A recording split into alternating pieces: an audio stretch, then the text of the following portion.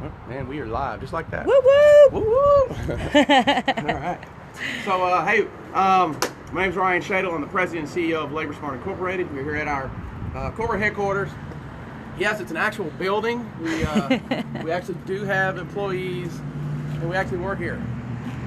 We're starting a few minutes early because I wanted to give people time to log in and whatnot, but we're going to take a quick stroll through the office and maybe introduce you to a few of our staff members here at corporate. This is Christy. She's a little camera shy. We're just going to breeze on by. Hi, Christy.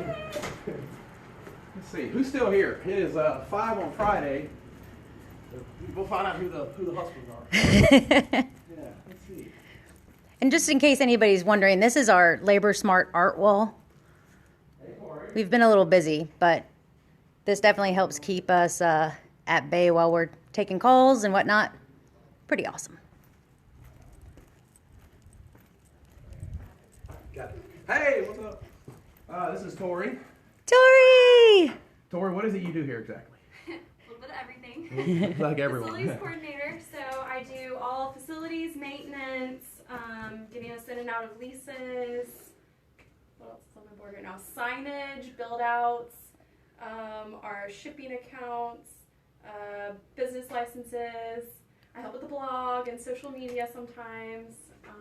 And shipping, you're talking about like for safety equipment, office products. Yeah, right? do all inventory, Okay. travel management, Wow. pretty So- much a little bit of everything. So it's jack of all trades, basically. Yes, All right, basically. there you go. Awesome. Thank you. Thanks. She's not camera shy at all. And this is Ariana. Hi, And what is it that you do here? I actually know because you're like one of my favorite people in the office right now. You know I try. Yeah. I'm here for accounts receivable. I handle all of our customers' accounts. Everything comes to me before it gets to Jennifer. Don't want it to get to Jennifer. So basically, you collect all the money. Oh yeah, I'm Right. a money girl. And that's why you're my favorite person. Thank you so much. Thank you. All right. Let's cruise on. You want to go ahead and head upstairs? Yeah, All so, right, we're going to head upstairs. and while you were going to see if Tori was there, I showed him our art wall. Oh, okay. Yeah. You show them our future telemarketing center, Oh, yeah. our national accounts. All right. Going up. I was going to look at my phone to see what time it was, but Here it is. Can everybody see me now? Hi.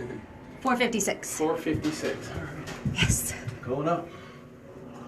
So we got about 4 minutes. That's not bad. That was a pretty quick tour for 4 minutes. That was. Yeah, I ain't complain about that. All right.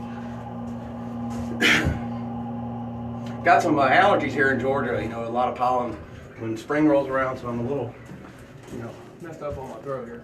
Oh, yeah. And what city? Our home office is in Powder Springs, Georgia, about 30 minutes. I'm gonna grab a 25. bottle of water. Okay. It's about 35 minutes outside of Atlanta. This is our, we can't even call it a break room because we don't really take, really take breaks breaks. now. It's where we get the Red Bulls, the waters, Yeah, coffee. our fuel. Yeah, fuel. That's refilled every day about 5 times.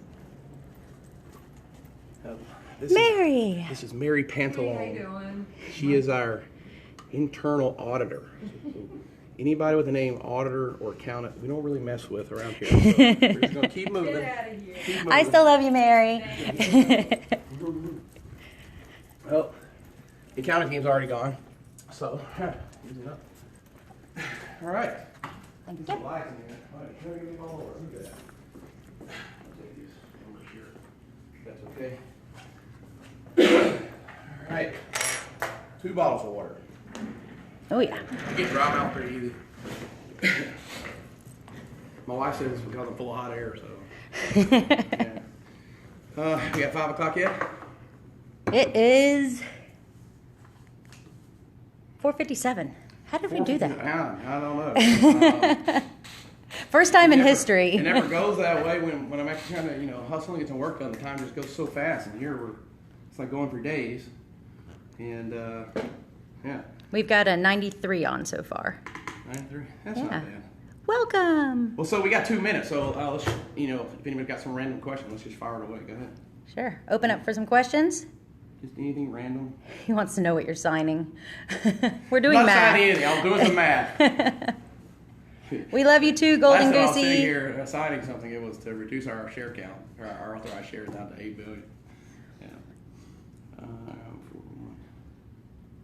Everybody's probably wanting to know, hey, where's the cert at? Where's the certificate? Just a hunch. AK Wasi 4772 says good looking suit. I told you that earlier too. Oh, thanks. It's actually a blazer, it's not a suit.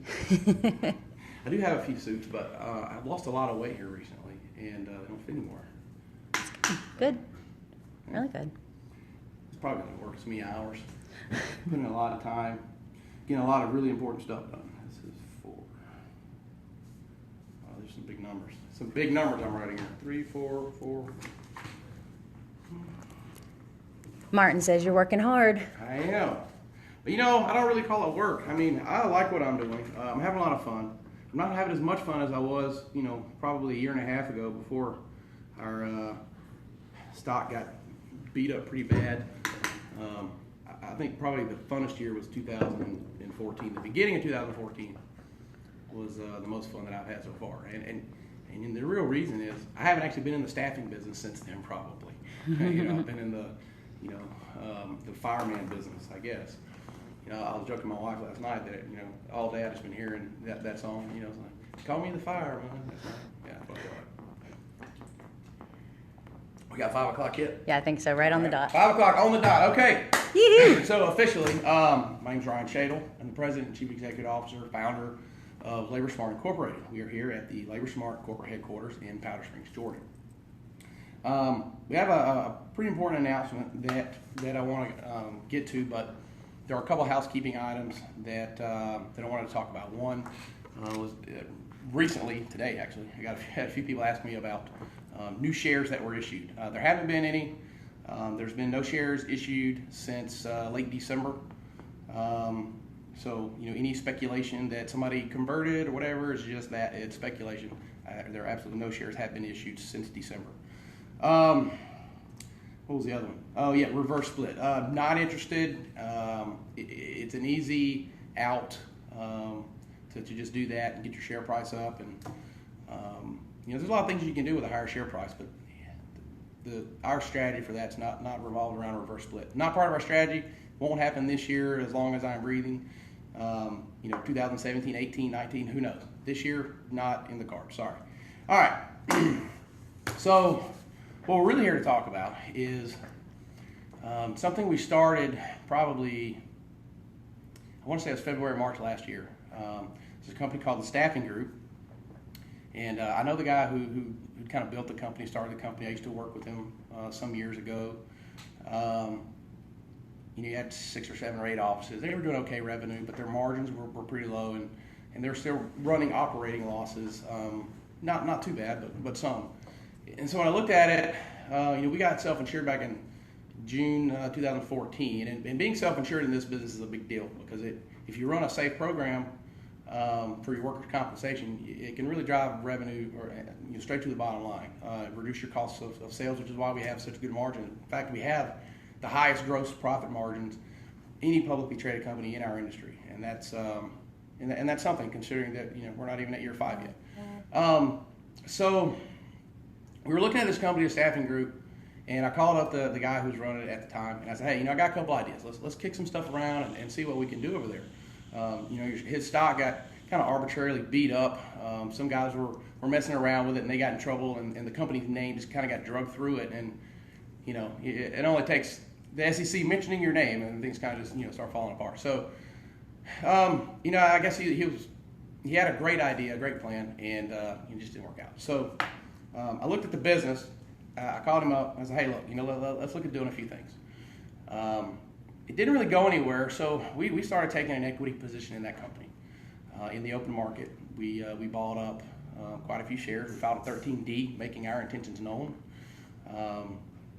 You know, we really looked at that as kind of an activist investor. We happen to know a lot about your industry.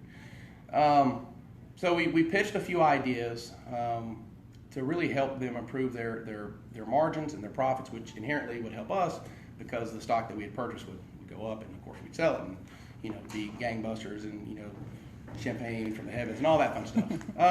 Didn't quite work out that way though. We finally got to look at the Q3 numbers, and when I went down and met with them, I didn't like some of what I saw and related to the work comp injuries and the history of claims and whatnot. So we didn't really want to get exposure to that. So we said, all right, it's a great idea, but it's not going to work. Let's call an audible. And so we did. We got control of it. We liquidated everything and basically sanitized the balance sheet in a pretty swift move. All right, so here we are today, and up until about an hour ago, we had one Series A preferred share, which gave us voting control of that company. LaborSmart no longer has that share. We did a deal an hour ago, and it was negotiated at arm's length. A third party did the underwriting for the transaction, and LaborSmart sold 4 branches for the total deal value of $3,441,522. $2.9 million of that is the deal structure itself, plus an additional $500 and some change for the accounts receivable that we get to keep in the deal. So let's talk about the deal structure. We get $755,000 in a 2-year promissory note. It's a balloon note due in 2 years, 24 months. We get 600,000 shares in Staffing Group stock, which is still pretty illiquid. A 1-for-50 reverse split was done, and until they actually have some stuff to talk about, it'll probably stay illiquid. But I imagine once this news is out, that might change. But all right, and then there's a cash consideration of $1,080,000. So that's the total deal, $3.4 million plus or minus a few dollars, depending on how the AR shakes out at close of business today. The transaction is effective immediately. The cash portion of the funds have already been in escrow and are on the way. So I'm excited about this deal. It does a lot for us. We'll still retain somewhere around 55% of the common equity in that company when the deal's over with. I believe that's the number we came up with. And so from a transaction standpoint, we'll get to keep 55% of the revenue of the branches that we're selling. We still get to show that 55% on our books and the margins that go with it. The shares that we get will be kept as the equity method until we start selling those shares, and we'll actually realize the gain from selling those shares. Now, it just so happens that my intention at this particular moment in time is probably over the next year and a half or so, maybe sell 20% of those shares, and the rest we really do expect to dividend out to common shareholders of LaborSmart. So LaborSmart's got a block of stock, and that's going to get distributed out to LaborSmart shareholders.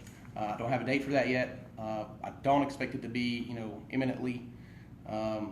We want to do that at a time where the stock is liquid, obviously, and of course we want to make sure that the price reflects the value of what they're building.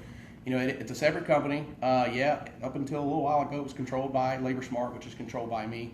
The transaction was done at arm's length. It was done at arm's length after consulting not only with our accounting team and our outsourced consultant, but also with Markham, who is Staffing Group's auditor. I guess that's really it in a nutshell. I'm pretty excited about it. It's a great start for them, and it's an awesome deal for us because we just had a huge gain on sale of assets, which does an awful lot for us. So not quite as dramatic as burning some shares, but, or blowing them up with dynamite like somebody wanted. I really wanted to look at maybe doing something like that. In fact, somebody sent me an idea about putting it in a bottle and throwing it out to sea or something, and sending a gift or something to whoever found it. I don't know. We'll have that conversation on another day. So let me see your pen just in case. Questions, fire away. Go for it. So we still control TSGO with 55% question mark. I think the consolidated revs would show up on LTNC B/S, right? We'll have a 55% economic interest. We actually have, as of today, we now have a 55% economic interest. The Series A preferred share that we had up until about an hour ago had voting privileges, it's basically super voting stock, that's how LaborSmart got control in the first place. There were originally 3 of those shares. 2 of them got canceled, leaving us with the only one. When this transaction was done, that share got transferred to Kim Thompson, who is the CEO of that company. She coincidentally is also the COO of LaborSmart for the time being. Consolidated revenues the percentage of economic interest, which in this case is common shares, we will be able to show, basically, if you take their financials, 55% of that, boom, we consolidate that on ours.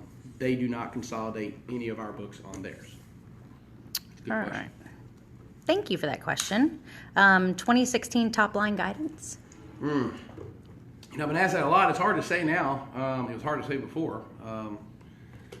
You know, we were looking at around 20-ish back in January. We sold, so it was about a month ago. When did we sell Tampa? It was about a month ago. It was about a month ago we announced that we sold a branch for $36,000 cash. We never filed an 8K on it because we didn't consider it, and still don't consider it, material to our business. But we did sell a branch, and it happened to be the Tampa location. It was through an unrelated third party, $336,000 cash. We got the cash. We sold the branch. We kept 300 and some change on the receivables. I think the total deal value on it was like $690, something like that, if I recollect. So I know people have been asking what branch, who did it get sold to. It was Tampa. As far as who it gets sold to, I don't know that we legally have to disclose that. I don't think it's a secret, but I'll leave it to them to disclose it if they want to. Yeah, next. Any idea on use of funds? Oh, use of funds. Well, you know, we've got some pretty big initiatives that we've talked a lot about. Two big ones. One is paying off our convertible debt. You know, we got to be careful with the cash flow side of things. We got some nice deals right now with the payment rates we have. However, if we're able to go to some note holders and maybe negotiate some haircuts, you know, that might be something that we want to do. I'd prefer to get all that stuff off of our books in one shot. And, you know, this deal that we did today is you know, probably just an indicator of how we're repositioning and restructuring the company to strengthen our balance sheet and really set us up for the future that we want to build. Then, of course, there's the stock buyback. That was the next question. Yeah. I'd like to accelerate the buyback, and you know, once we get through the first $2 million, you know, I anticipate us being able to do another one if we have the assets or you know, the funds to do so. You know, we do have a lot of assets that you just can't see on our balance sheet, you know, as evidenced by this particular transaction and other transactions. You know, we sold 5 branches last year for $1 million in cash, and those weren't even our, you know, best branches. So there are a lot of you know, assets that are kind of hidden on our balance sheet, I guess. Any other questions? Let's see. Oh, here they come. Hold on. You can ask me about this. There's only so much I can say if you want to. All right, CCNI lawsuit. CCNI lawsuit. All right. I'll give you a short version for anybody who just doesn't know. Command Center is a competitor. They bought a note. It was in default, so they thought it was anyways. They sent us a letter trying to get us to sell to them, threatened to default us if we didn't do the deal, whatever. We said no, not interested, take a hike. We filed suit for tortious interference amongst a whole slew of other things. They subsequently filed suit, and I think that was in New York. So we agreed to move both cases to New York. There's no real updates on that. You know, I'm really not intricately involved in that. Our lawyers are handling it. We got a whole fleet of them, and until they need me to get involved, I'm happy letting them handle it. Awesome. Yeah. All right, at M. McAllister, target share price. Target share price. Or maybe $100. No, kidding. what's a reasonable share price? What's reasonable? You know, that's such a relative answer. What's reasonable? Well, we trade under a penny. We have the highest revenues of any sub-penny stock on the OTC. So what's reasonable? You know, I think it's relative. You know, if we were at 0.5 cent, I'd call that reasonable. Somebody said 0.005. Yeah, well, it's kind of a round number. So, yeah. The thing is, you have to measure that with all the moving parts. We're reducing the share count. If everyone actually had a good concept of what's on our balance sheet in the way that I do, and it's all in our financials, by the way, but it reads like, you know, hieroglyphics. You don't have to actually pay someone to explain this stuff to me now. When we first started, I just did it on myself. Now it's just, you know.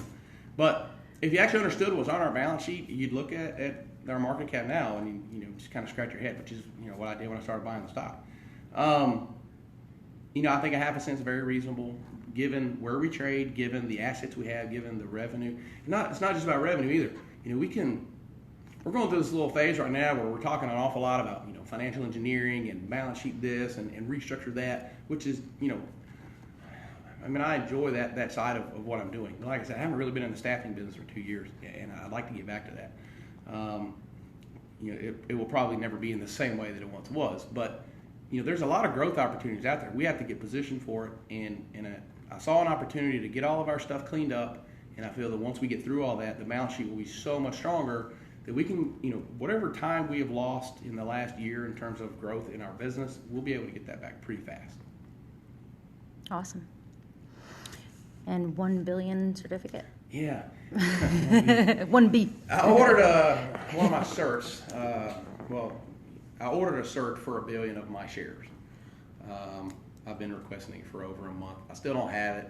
I got a text message yesterday that there was a holdup on it or something, because the guy told me that he had a tracking number, and so I'm like, yeah, where's the tracking number? And I asked like 3 or 4 times, and so it's, oh yeah, there was a holdup, something about the fee, because you got to pay to have the thing put in cert form, and they were trying to get me a good deal on it. Charge or whatever, just send me the cert. So I don't have it. I'm still requesting it. I'm gonna give it a few more days, and I'll probably just have to close the account, which is unfortunate because I really don't want to do that. But I do need that cert. What I'm going to do with it, you have to stay tuned for that. And I think it came and went away pretty quickly, but somebody just asked if we would ever franchise locations. Oh, franchising. I was asked that a couple of years ago, and I said, just no immediately. I don't like the franchise model.